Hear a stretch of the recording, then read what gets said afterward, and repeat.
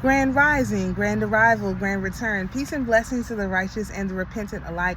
I'm Chief Sophia of the Americana Band of Indians, and in this video we're going to have a discussion about the daughters of Zion.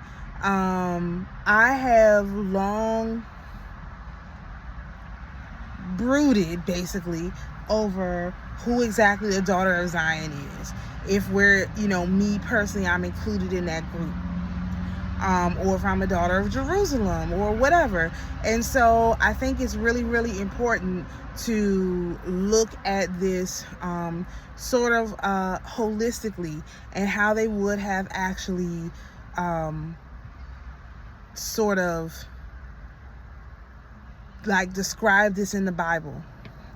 This is also information that's going to be coming along with my video on Sun Wukong, but I was going to make that video actually, but I don't have what I need, and so I decided I'm just going to break this part out and talk about it, because I think it's really important to understand what we're talking about here.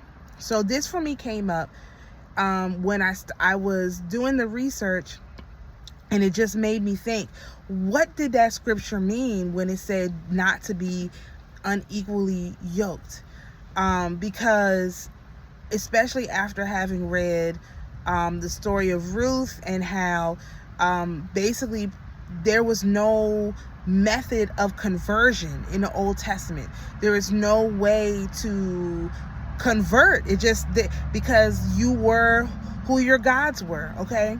And so why is it that now in the New Testament, because that scripture comes in the New Testament, so how is it in the New Testament that they now have this method of conversion? Now we know that Jesus is a factor, that's true, but a lot of people had not converted to Christianity at that point. So what did they really mean when they said that? And so I went back and I looked at the Greek word for unequally yoked, or yoked in general.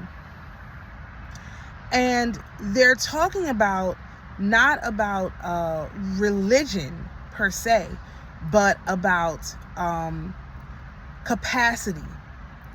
Because there's wisdom in a great number of religions. Like we're not going to argue that point on this channel. Like there's wisdom in a great number of religions. Now, are these religions also used for wickedness? Of course, but that doesn't negate the fact that there's wisdom in the religion when the person uses the religion for wickedness. We have to be realistic here. And so when you look at it from that perspective, you can see a different story, because that term yoked refers to faith. And that word faith is also the root word of Pistis. So if you've read or heard anything about the Pistis Sophia is the faith of wisdom, or the faith in wisdom. So as wisdom, Sophia was going to all the various different levels of quote unquote hell. She was learning to trust her own faith, to gather what she could from each level and add that to her ability to believe in the unseen world. And so when you look at it from that perspective, when they say not to be unequally yoked, they're not talking about you have to, if you're a Hebrew, you got to marry another Hebrew. If you're a Christian, you got to marry another Christian. That's not what it means. You want to join yourself to someone who has faith, and not faith in a religion, but faith in themselves, in their own humanity, in their knowledge. Now, what's the opposite of this? Because most people are better able to understand things in polarities, right? So the opposite of this would be faith in Sun Wukong, like some entity, homeboy Jesus, is coming to quote unquote save you. That's the opposite of having faith in yourself. It's faith outside of yourself. So where there could be a practical solution to something like like a physical solution to something, I'm thinking of Gideon challenging the Creator to make the rag dry but the ground wet, and then to make the ground wet but the rag dry. That's the kind of thing that I'm talking about. That's a practical solution to figuring out which God you're dealing with, because only the Creator could do that. No mystery God out there could do that. And we could probably go into that at some point.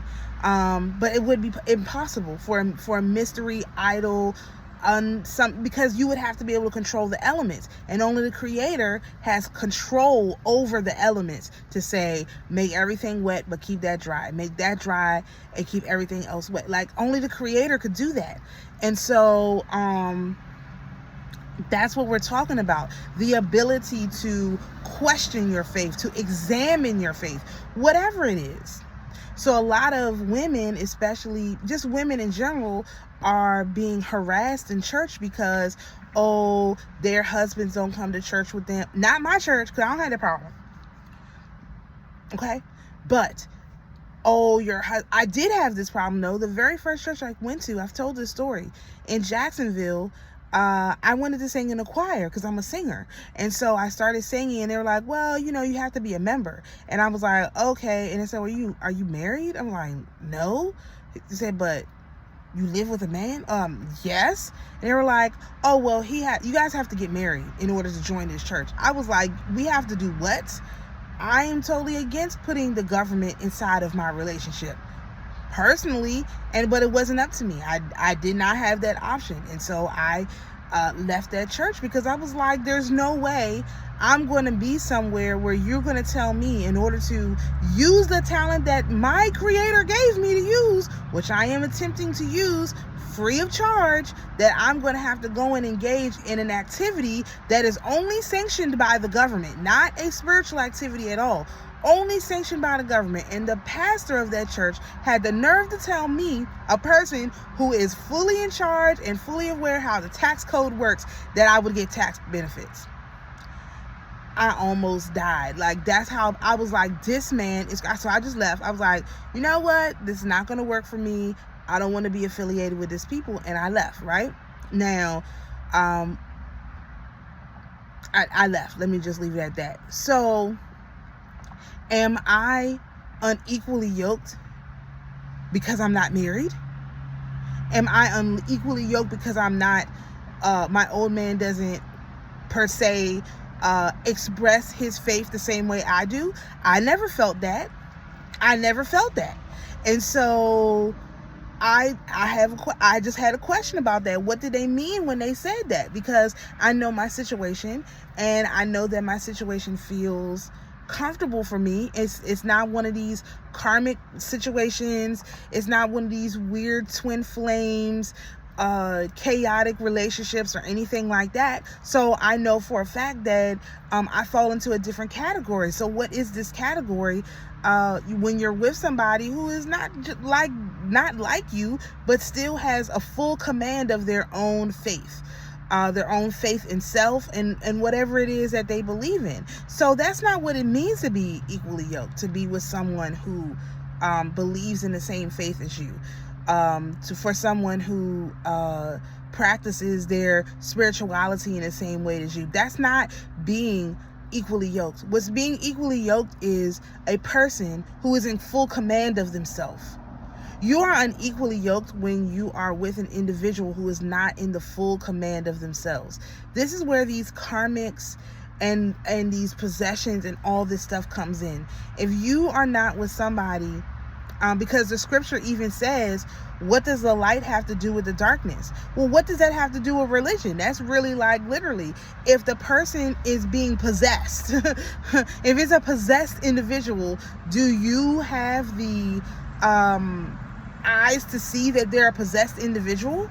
And if you know that they're possessed, are you making steps to remove your light from that individual so that they can't cast you basically into the outer darkness? Essentially, when you're unequally yoked, that's what it really looks like. It looks like the individual casting you into the outer darkness with their behavior. And so you have to really like sit back and look at this whole thing. So what does it have to do with the daughters of Zion? Well, let's go back into the Old Testament now. I made a video probably 2 years, almost 3 years ago now, where I was discussing this story of Moses going up to talk with divine feminine on the mountain, and the divine feminine giving him the instructions. Now we know it's a feminine because if you look in the book of remembrance, the instructions, the day of instruction and all of that was always the feminine interacting with the masculine. So we know it was a woman up there, okay? But here's the thing, like with this understanding of Elijah perhaps being possessed by Baal because he was the only pure vessel there, we could also apply that theory to this story of Moses, because what happened when Moses went onto the mountain, right? He went onto the mountain. He gets the 10 Commandments. He comes down the mountain. He sees the people worshiping the golden calf. Now, what specific entity is possessing that golden calf? We can come back to that because I don't have a definitive answer. So we're just going to put a pin in that part. But whatever entity it was, it clearly would have possessed the only holy person there. And the only holy person there would have been Moses, because as these people this mixed multitude began to party and whatever and worship this calf, that would have corrupted them. So, but they were calling on their God to come down, because that's what the whole thing was. They built the golden calf because we said, we need a God. Moses is dead. He's not coming back. He was 1 day late. We don't have a God anymore. We need a God. We got to build a God. That's literally what happened. And so when Moses came back, being the only pure person there, that God jumped into Moses. And what did he do? That God or another God? Because there's a lot of stuff going on. It could be that God, it could be another God. We'll figure that out. But some entity jumped into Moses, because what did he do? He broke the tablets. He crushed the idol, and he didn't just crush it. He made them eat it. He burned it. He made them eat it. Literally eat it. That is not the creator. That's not how that's not how you learn a lesson, okay? So we know for a fact that's not how you learn a lesson. And we can come back to that too, how we know. But that's not how you learn a lesson. So what entity was that jumped on Moses? Because we know this to be a fact. It wasn't Moses who made the sacrifice that kept the world from ending. It was Aaron. So when that one entity jumped on Moses, another entity jumped on Aaron and was like, everything is about to be destroyed. We have to do the sacrifice to stop this. And that is why Aaron was the leader of the priesthood, not Moses. Moses wasn't the leader of the priesthood. It was Aaron. Now, mind you, these are all Levites. These are all Levites. So that's a whole nother thing. But Aaron is the one who did the sacrifice that kept the world from ending, to appease the creator for all of this crazy wickedness that had gone on. Now, I do believe that story is in the Nag Hammadi. You guys can correct me if I'm wrong. I haven't read it. This is my interpretation from hearing it, like read. And so if you look at this whole story, there's obviously multiple entities going on, and it's always a negative entity and then a positive entity. Okay? Just like with Cain and Abel, just like with Jacob and Esau, it's the same story over again. We're watching a repeating story. The idea is, can you catch it? Catch it. Like, are you catching the repeating story, or are you just missing it every time and not being able to bring it into a whatever that makes sense, right? So, how do you know if you're a daughter of Zion? What does this have to do with that? After that whole situation happened, right, somebody established that there had to be rules, okay? There had to be specific rules. We find those rules, a lot of them in Leviticus, and we find them in Deuteronomy. We're going to talk about Deuteronomy 28, okay? Now, let's say that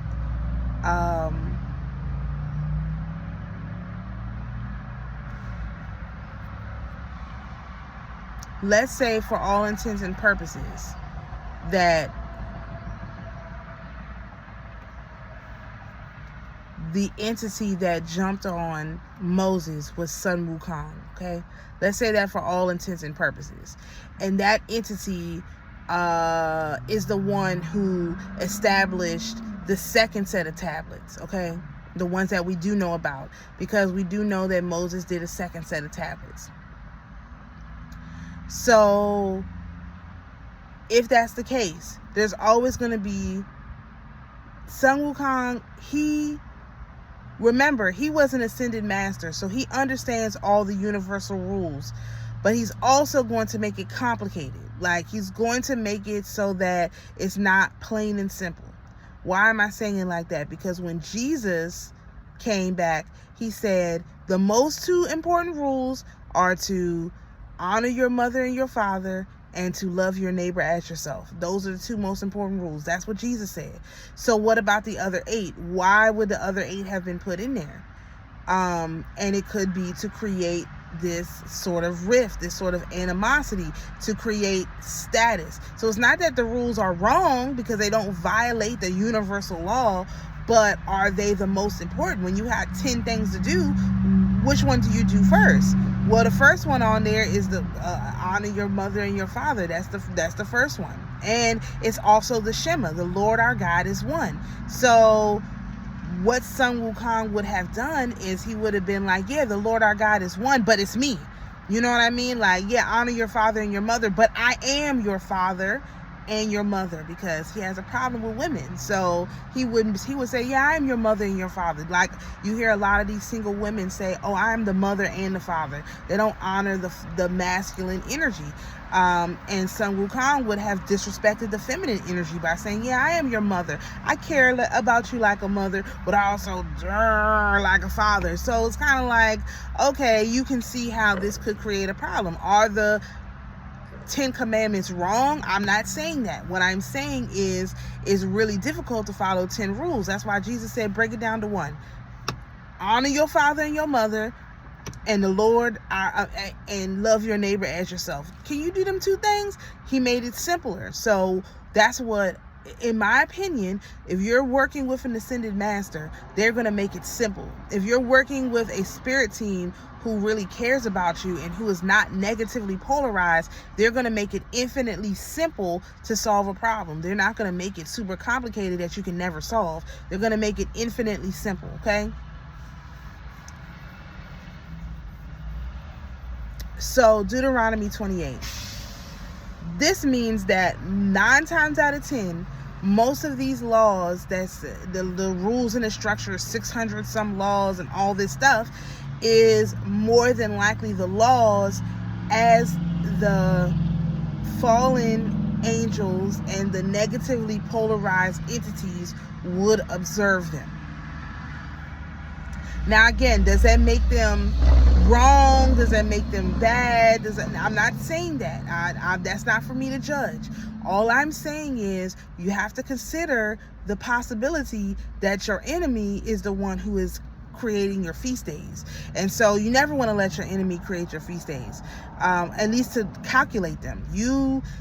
They may express to you, because the Creator created all things. And so that spark of the Creator is even going to be into the negative entities. It's just that they're going to complicate it with a lot of complicated rules. They're just going to make it more difficult than is necessary. And the Creator in his infinite wisdom is going to make it simple, because we got a lot of stuff to do. Being a human is not necessarily the easiest thing. You cannot jumble that up with a bajillion different rules too. That's too much. And so we have to consider that perhaps, it's the people who hate humans gave the humans all these rules. And then like obscured the ones that really matter, because that's also what we see. They've totally obscured the things that really matter, and they've made a big deal out of stuff that doesn't matter at all. And if you're a fallen entity, that's what you would do. So where's Deuteronomy 28 coming to this? Because I don't want to forget that. So if you read Deuteronomy 28, which everyone knows that what it's about, okay? Deuteronomy 28 is the blessings and the curse of Israel. Now, if I'm a creator, like if I am the creator, and I'm giving my children instructions, am I going to spend more time telling my children the consequences, or am I going to spend more time telling them the benefits?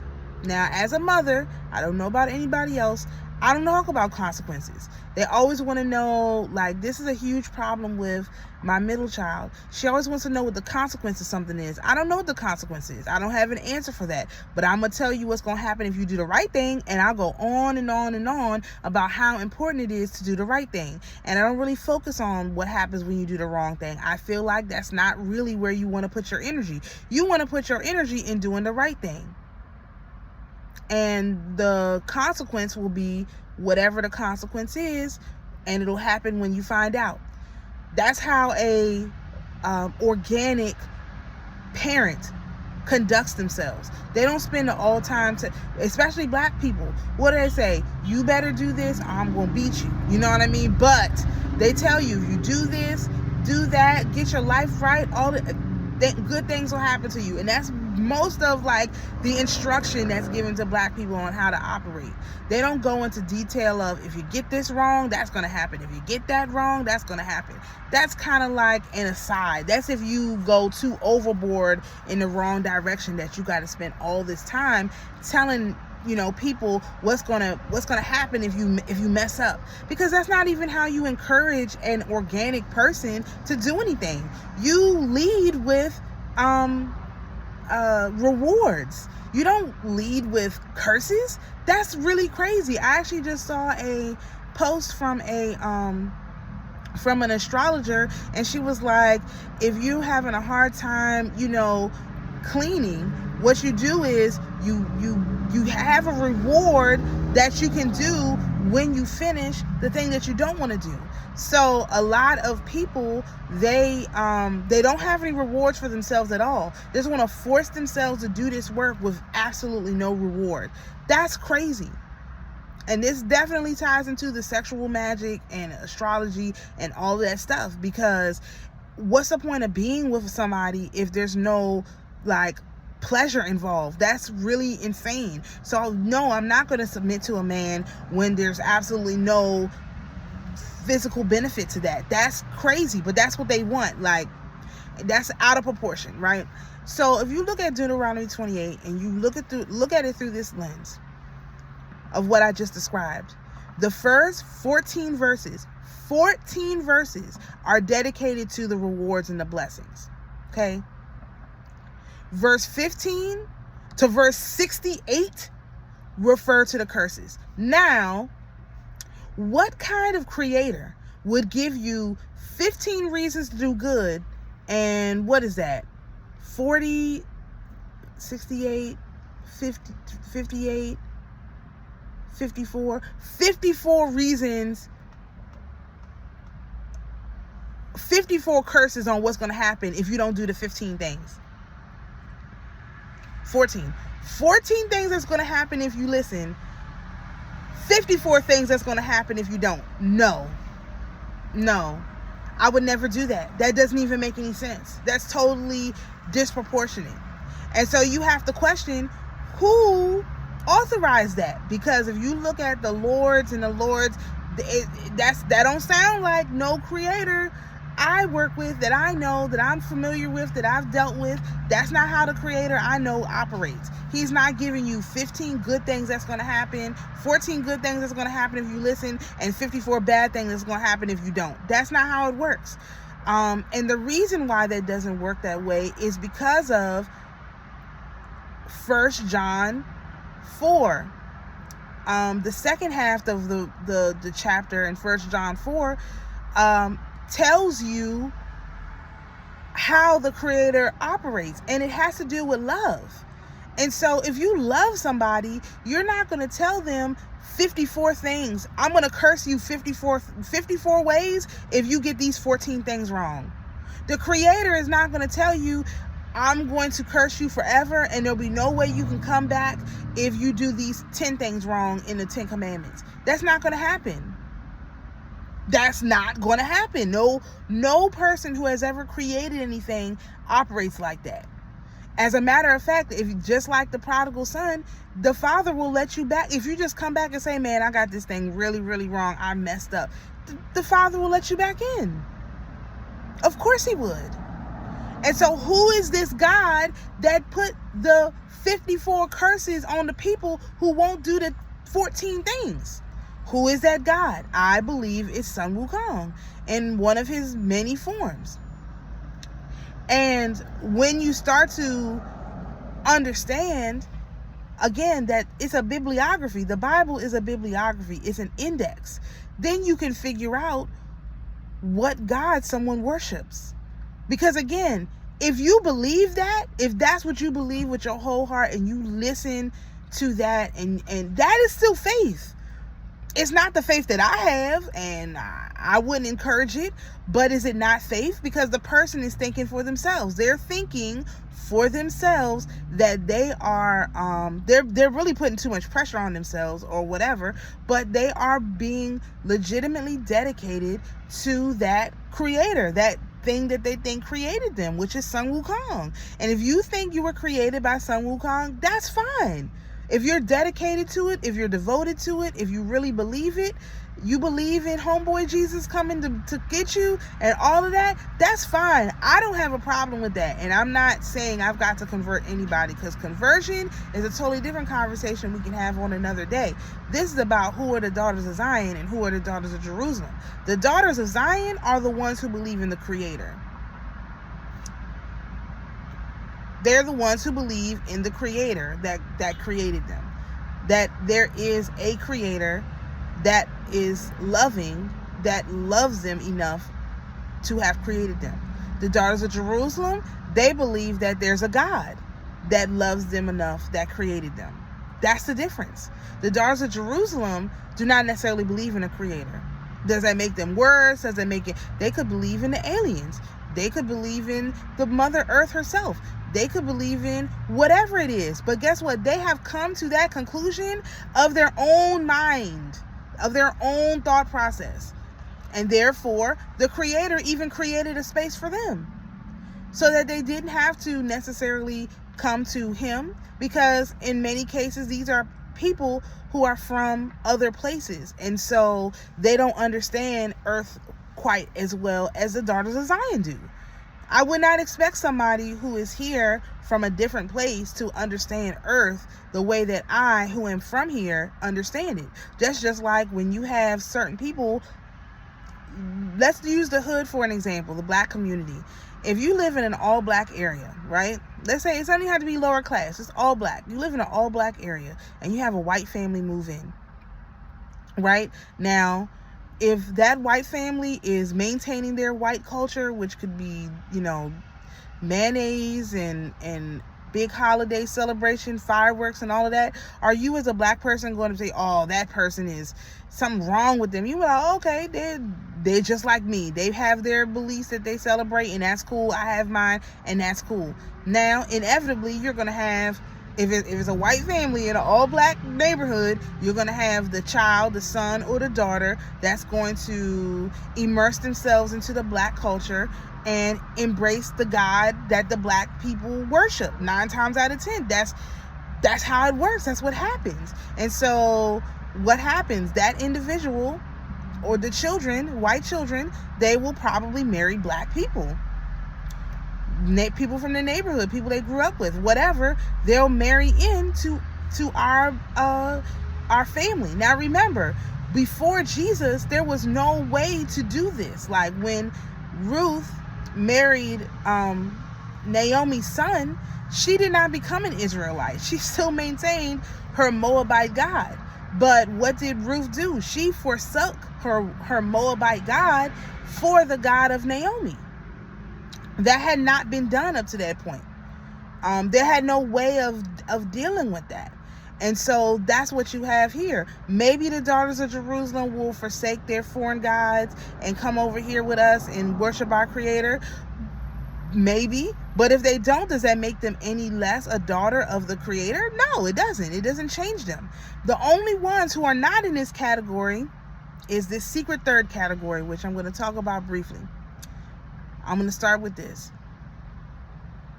I saw a video yesterday of Erykah Badu dressed in the Venus of Willendorf costume, which has exaggerated butt, exaggerated boobs, completely naked.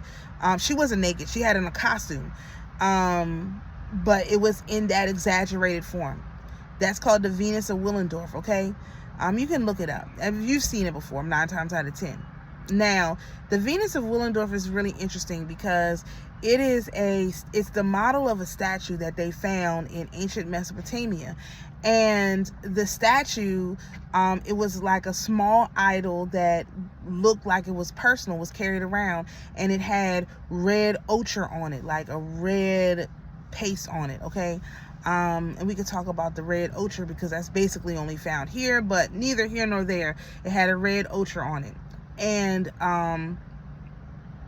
but it was personal. It was something that people dealt with privately. Now, up to this point, I always just thought that, that's someone's personal depiction of the divine feminine, and that was how they would worship the divine feminine in private. But something I researched, I was looking into, changed my mind on that. And what it was, it has to deal with, I didn't write it down. It has to deal with another curse, another curse that was placed on the divine feminine from Isaiah 3, where it talks about what the women of Zion, what would happen to the daughters of Zion and the daughters of Jerusalem as a result of their behavior, something like another weird curse, right? But the curse describes a woman not having access to her femininity, meaning she couldn't put on powder, she wasn't going to be able to anoint her head, she was going to be bald, all her bracelets and her little, things that she wore was going to be taken from her, right? And so that made me think, okay, wait a minute. If the curse of the daughters of Zion, or the daughters in general, was that all these things was going to be taken away from them, what image were they going to look like when they were done? What were they going to look like when all this stuff was taken from them? They would look like the Venus of Willendorf, because she has no clothes on, she's totally naked, she's overweight, big giant butt, all of this stuff. And then when you think about that, this goes back into my whole thing about Onoscalis.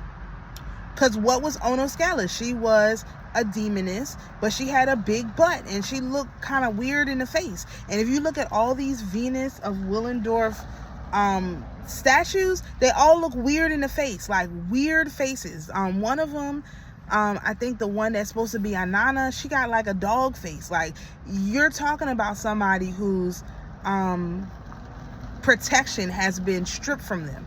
Their femininity has been stripped from them. Our femininity has always been in our clothing, not just what we wear, but how we wear it, and the accessories, how we accessorize, how we smell, how we look. We was not walking around naked. From the time Eve came out of the garden, she was clothed. And this is, now let me tie this into Eve, because remember, they tried to say that Eve was created from Adam, right? Because Adam had rejected Lilith. Now, we already gave Lilith a happy ending. Her story has already been, that chapter has been closed, because again, there is no time. So when we gave the story a happy ending, that was the end of that thing. But it doesn't mean that there wasn't something left. And the thing that was left was these demonesses like Onoskelis, who wanted to continue on in this terrorism of women. And so now I'm sort of back to the belief that who Eve saw in the garden as a snake probably was Onoskelis. Because who is it always that sells you out? It's not somebody who don't look like you. Most of the time, it's one of your own people. And for women, the snake in the garden is usually your homegirl, somebody you grew up with. And that's probably what happened. She got sold out by somebody she already knew, because there wasn't so much. Remember, all of these demons was once angels. So now you have Onoskelis LARPing in Lilith's clothing, basically. And so then you could see how she would be.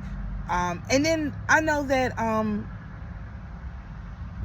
Solomon talks about a lot of different female demons, but I'm just really stuck on her because of the direct attack on black women, on black men. Her main thing, and she's the only one who says she is the only one whom it's said about attacks black men.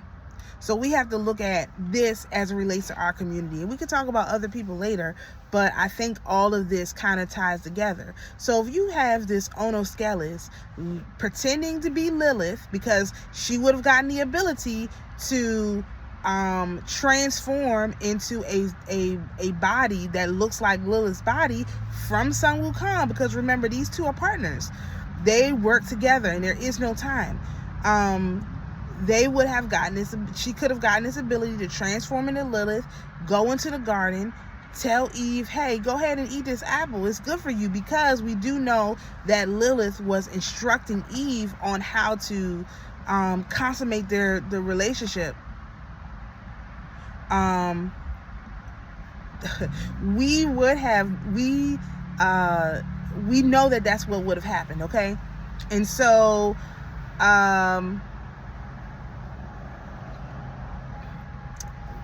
that was so distracting. I mean, it's good news, but it was just so, my brain is like, okay, what am I going to do with that information?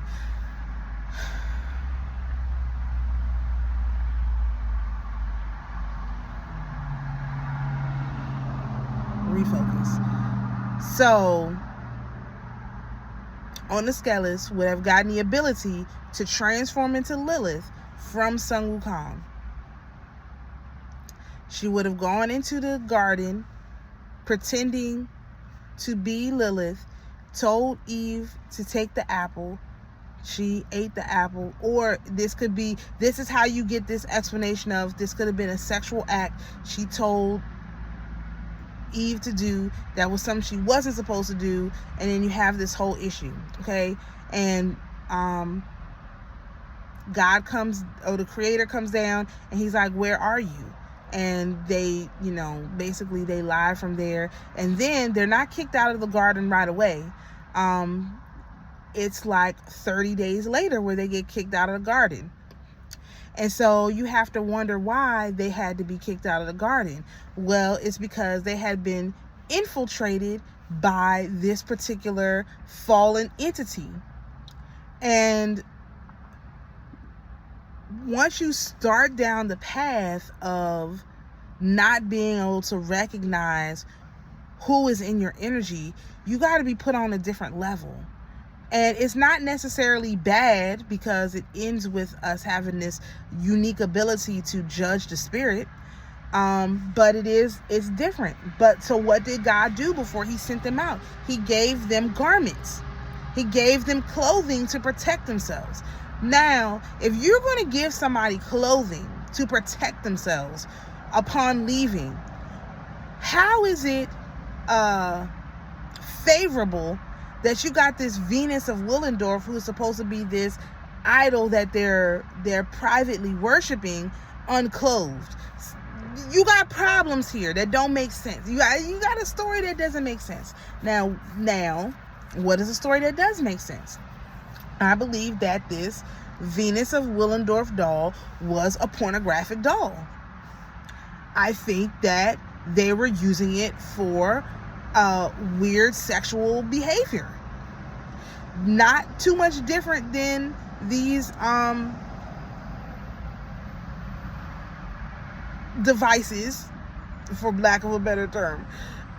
These devices that are now out here, or these AI sex dolls and all this other weird stuff that they're doing. Where did they get it from? Well, to me, it's kind of like the same thing, because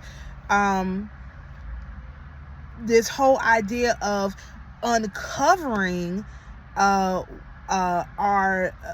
woman's beauty and making it public, like around on the public stage, is just one of these things that we wouldn't have done.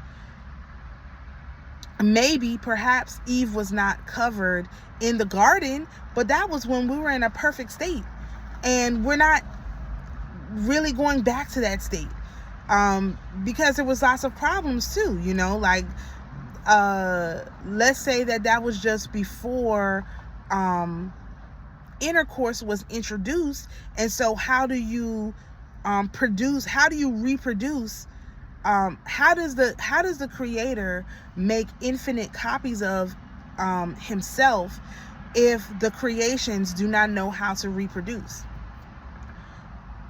You have to introduce this ability to reproduce. Now, has it been exploited? Blah, blah, blah, all of that. We can talk about that all day. But this is the point of understanding that, because, and it wasn't just Eve, because Adam blindly followed Eve without even thinking.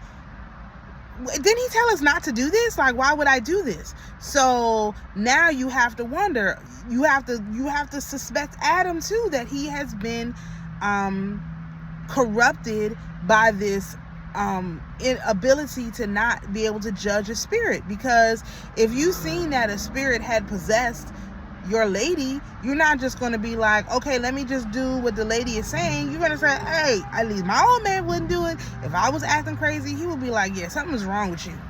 I'm not doing that. And he go and do something else. Okay, that's fine. He thinks something is wrong. But there's a lot of men out here who see something is wrong with their lady, and they just go along with it. They just like, well, that's my lady, and I got to make her happy, so I'm just here for the ride. That's not how you handle the situation either. You have to literally do something. You don't just sit back and let your lady be crazy and do nothing about it. That doesn't even make any sense. But that's what we see here. And so in the story of the story of Adam and Eve, we see Adam just going along with whatever she says. That's not how that's supposed to work. And so as a result, the creator saw that they had they were aware of these other spirits that were here, because perhaps the whole concept of the garden is to not even be aware that there's other spirits around. Because was this snake around before? Were snakes around? Were other, all the time they were, but they didn't mean anything to them. But once you introduce this awareness of the other densities, you can't stay with the creator directly. Now you have to interface with him in a different way. And it's not that they weren't still blessed, because Adam was blessed, Abraham, Isaac, and Jacob, they still received the blessing. You can always come back to the creator. He even sent his own son, so he went through the whole painful process of incarnating so that he could make sure that we would learn the lesson. And so that's a very painful process. And so he even made sure that we would learn the lesson. But that's been a very painstaking process, and there's been lots of problems, as I've been discussing in these little videos or whatever. And so you just have to look at this from a holistic perspective and not take it out of context. So if the curses of women was that all of their the things that make them feel beautiful would be stripped away from them, how do you have this naked statue as something positive that they're worshiping? No, I think there's negative. So that's what the third mystery group is. It's the group of women who willingly worship demons. Demonesses, Lilith. It's not the real Lilith though. It's the Oniskelis Lilith. It's the dark feminine, I guess, for lack of a better way to describe it. And the dark feminine is always going to come in the image of the light feminine, because if you've seen the dark feminine in her natural form, which is this overweight, jumbo size, weird looking naked woman who you can see everything about her, that's not appealing unless you are also a demon, or you have that demonic spirit that would find that appealing. But that's not appealing to that's not appealing. That's why we wear clothes. We shouldn't be wearing clothes, this and that. No, we wear clothes because I'm not for sale. You know who never wear clothes? Animals. I don't come from animals. I don't come from animals. So animals are the ones who never wear clothes. That's because they're for sale. If you walk up to somebody and you say, oh, I like the way that cow looks, how much is it going to cost you? It's for sale. And remember, that idol that they built was a cow, and it was for sale. It literally, they used their gold. They took their gold that had a value and gave it to this, calf. And even though Aaron was the one that created the calf, the whole story just reeks of interference from multiple kinds of entities, no matter which way you turn it, to me. So I just wanted to really hammer this down. So the whole idea of faith is, or being unequally yoked, is not you being connected with someone who doesn't have the same faith as you. It's you being connected with a person who doesn't have the intellectual capacity, or who is possessed by another entity, and so they are in darkness. If you believe what you say, you're not in darkness. You believe that. But if you believe what you say without questioning it, then you're in darkness. You cannot believe everything without questioning it. That is the darkness they're talking about. They're talking about people who believe without having a personal experience. Now, do I believe that some of these people have personal experiences with homeboy Jesus or whoever? Of course they do. Do they question it though? Do they really question what's going on around them? Some of them do and some of them don't. But it's not for you to judge everybody, only your partner. You yourself want to make sure you're with somebody who has their own personal relationship with whoever they believe their God is. That was the problem with the idols. People believe the idols, but they didn't have a personal relationship with the idols. If you had a personal relationship with the idols, i.e. the household idols, that was your, or even in the Hindu pantheon, they've got all these different idols and stuff around. Do you think these people are not spiritually awakened people? Of course they are. They have personal relationships with their idols. I follow a bunch of them on Twitter, and the way they talk about their gods, they really believe in them. So am I going to say, oh well, those people, I can never be yoked with one of them because I can't be friends with you because we don't believe in the same God? No, but they do believe in their God very, very strongly. They believe in their God. They believe in their Devi. What do they call the other thing? Their gurus and all of that, because that's how their culture is. That's a cultural thing. And some people are okay with that culture and some people don't like it. That's not the point. The point of the matter is,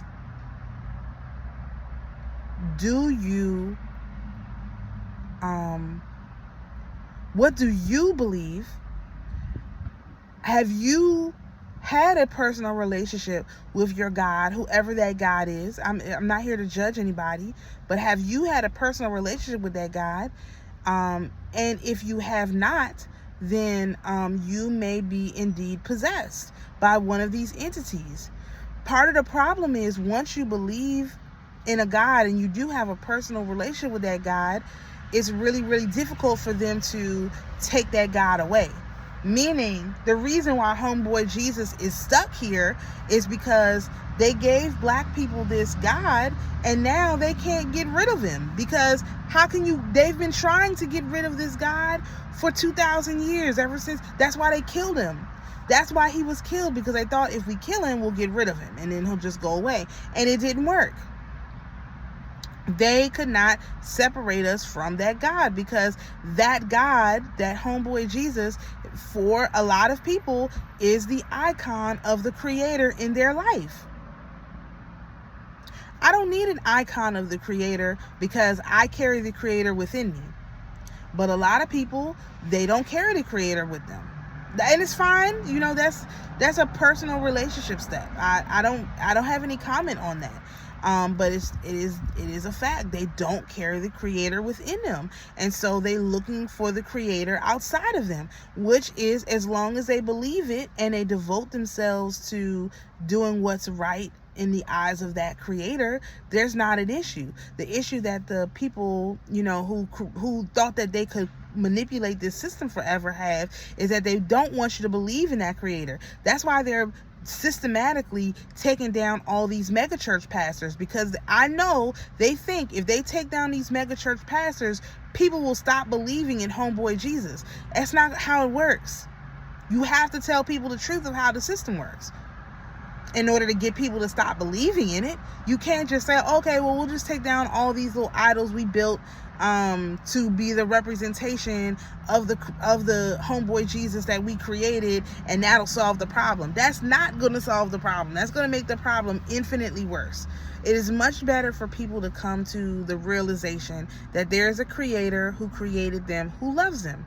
And the Bible says that over and over and over again. Now, if they don't, that's fine too. But to pretend like, oh, well, somehow we're going to create this Creator and we're going to tell everybody this is their God, this is their king, and then whenever we get ready, we can psychologically break them down and have them worship some other God. That's not how it works. I mean, it used to work, but it's not going to work anymore. And that's what the problem is. It's not working. They would always do this. They would, we could go into extreme detail of how they did this, but I don't think it's necessary.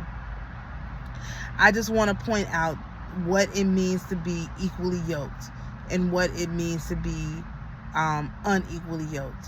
Now, I had a dream last night, and when I woke up, I was like, I don't even know what this was about. In my dream, I was down at my grandma's house, and I was talking to this man, and he asked me to go over to his baby mother's house and to help him like negotiate some kind of a settlement, something or other with her. So I was like, okay. So in my dream, the house was like right at the end of the road, and is the house of someone I grew up with.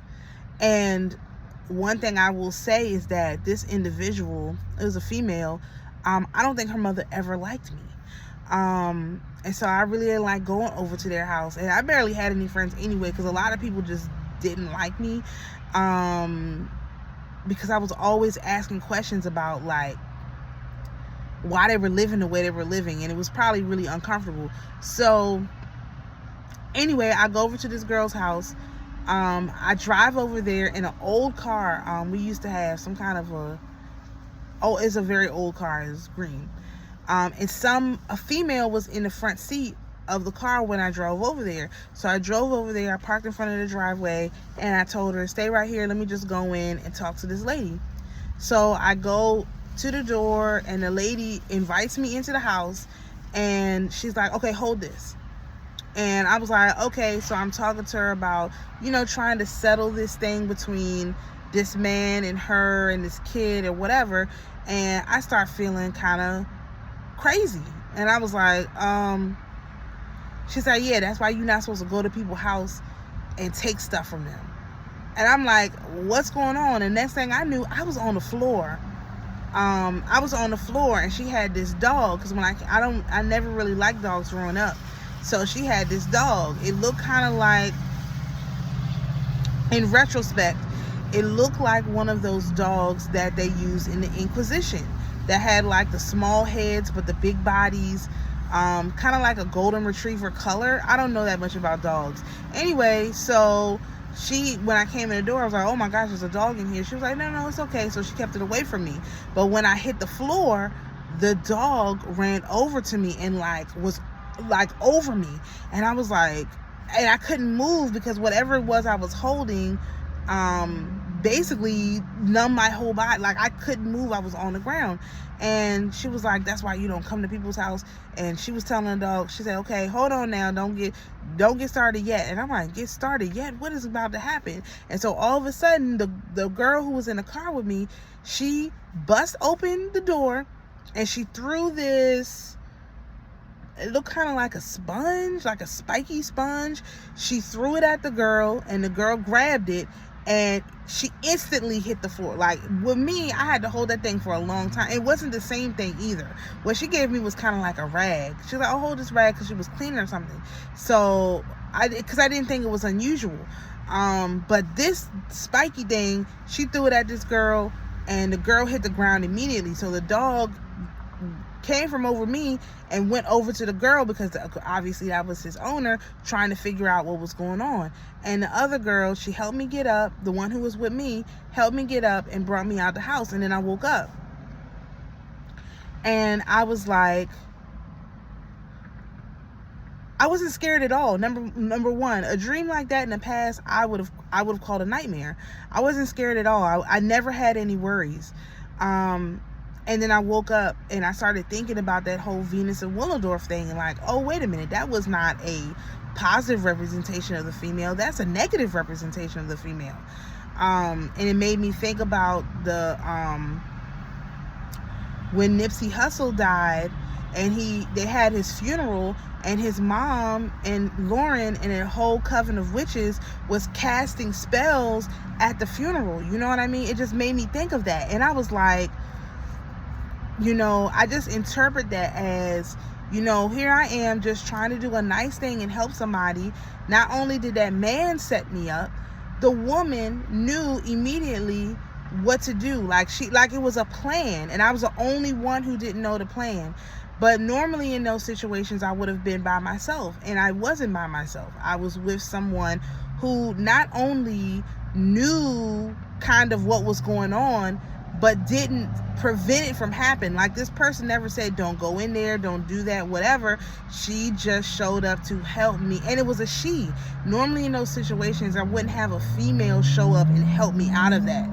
It would normally be a male. So it was a female who showed up and immediately jumped to action.